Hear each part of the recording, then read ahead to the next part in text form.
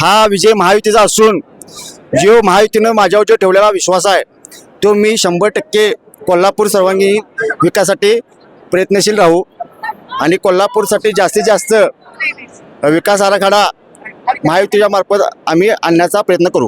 फार मोठा आनंद मला होत आहे। महायुतीचा उपमहापौर व शिवसेना जनशक्तीचा उपमहापौर होत असल्यामुळे आणि पहिल्यांदाच अशी वेळ आहे की एवढ्या या घडामोडीत माझं प्रथम नावाची घोषणा झाली, त्याबद्दल मी प्रथमतः महायुतीच्या सर्व नेत्यांचे मी मनापासून आभारी मानतो। अक्षय जरग हे वाक्य माझ्या इलेक्शनच्या आधीपासून ही टॅगलाईन होती आणि त्या नावाचा उपयोग माझ्या उपमहापौर पदासाठी पण उपयोगी आला।